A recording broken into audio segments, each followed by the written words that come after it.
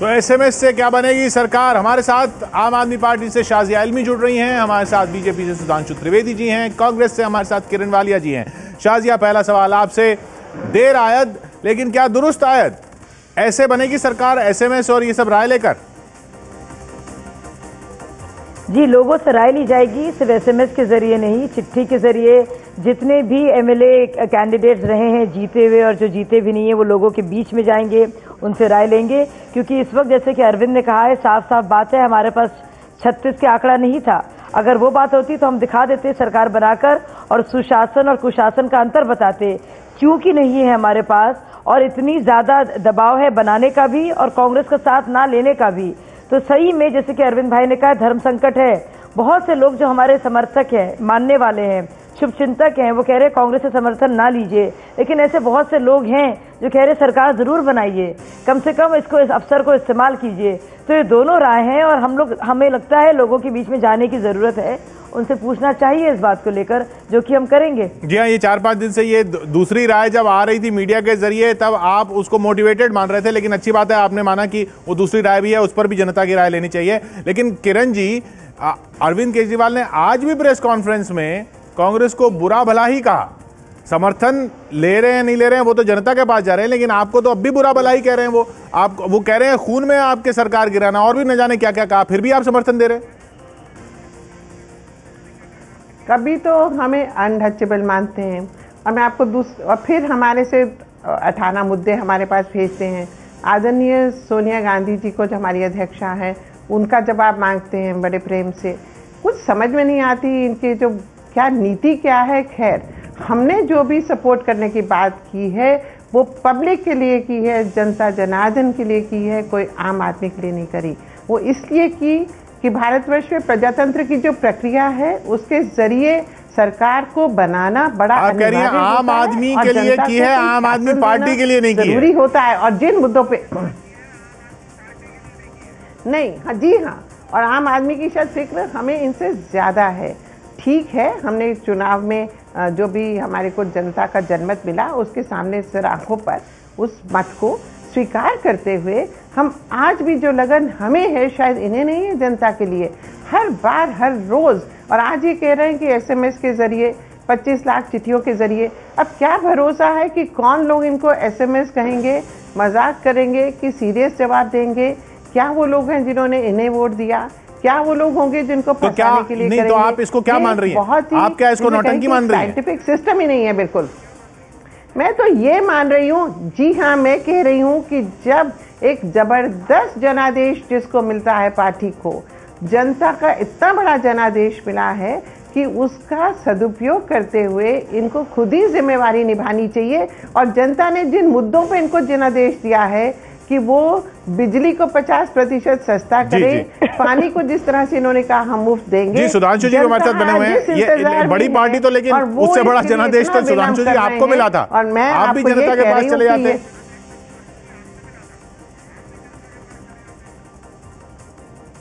देखिए, पहली बात जनादेश की जहां तक बात है, हमारे 32 थे, आम आदमी पार्टी के 28 और कांग्रेस के 8 मिला के 36 हो गए, तो हमारे 36 कहां होते थे? बात खत्म हो गई।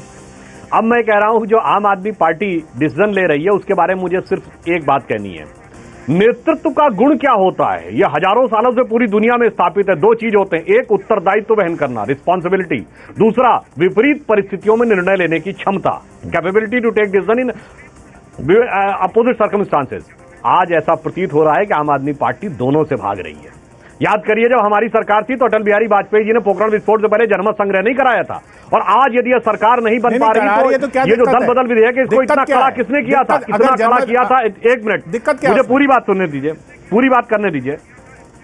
पूरा कड़ा हमने किया था राजनीति में शुचिता लाने के लिए, एनडीए ने किया था, पूछा नहीं था। हमने अपनी बुद्धि से सोचा, 15% नेताओं के, वो मंत्रियों की संख्या निर्धारित की, एसेट्स का डिक्लेरेशन करवाया। ये सारा का सारा किसने किया? हमने किया। और राज्यसभा में हॉर्स ट्रेडिंग रोकने के लिए ट्रांसपेरेंसी वोटिंग में लाए, और एसेट का डिक्लेरेशन अपने नहीं, कौन ज्यादा ईमानदार है, ये सब करने के लिए आप करिए। नहीं, ये वो बहस नहीं है। मैं ये बहस नहीं कह रहा हूं, मैं ये कह रहा हूं कि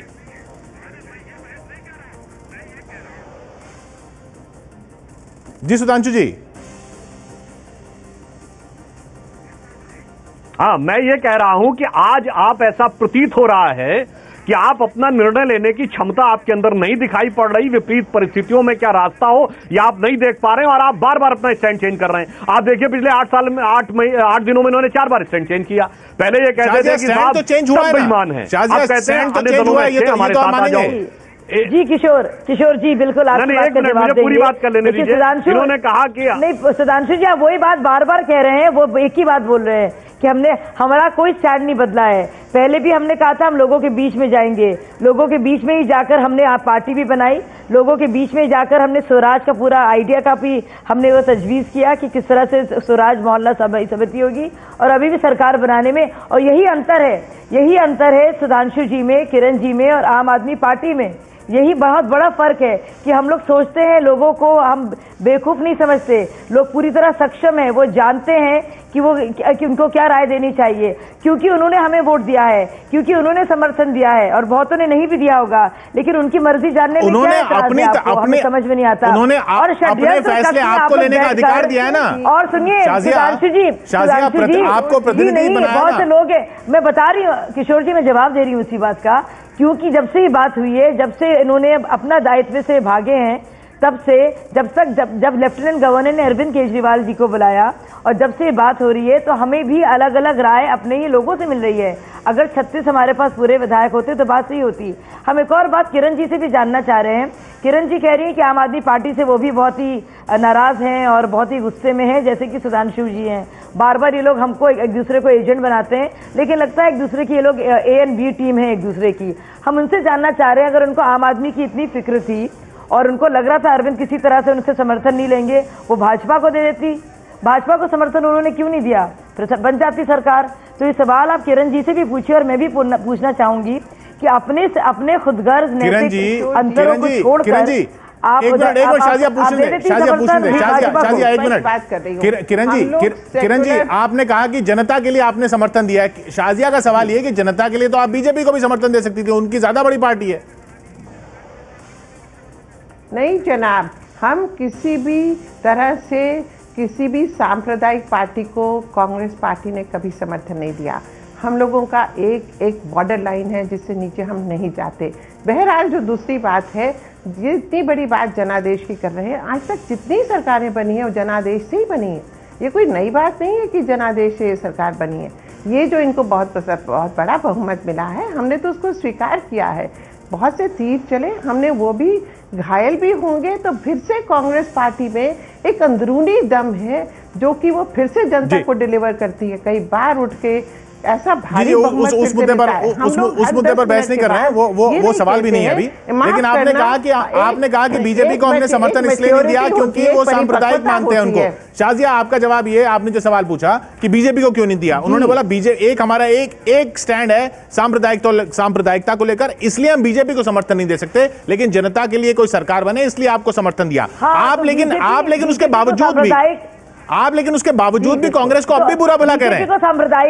बीजेपी को सांप्रदायिक मानती हैं और आम आदमी पार्टी से लगातार आम आदमी पार्टी को नाली का कीड़ा, गटर का कीड़ा, एंटी नेशनल, माओइस्ट, क्या क्या नहीं कहा है इन्हीं के नेताओं ने।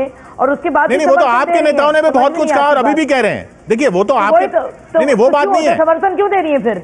तो समर्थन जब मांगा नहीं तो क्यों दे रही हैं? वैसे ही भाजपा को दे दे, क्योंकि अगर उन्होंने भाजपा को सांप्रदायिक माना है, हमें तो उन्होंने क्या क्या नहीं कहा, नाली का कीड़ा तक कहा है।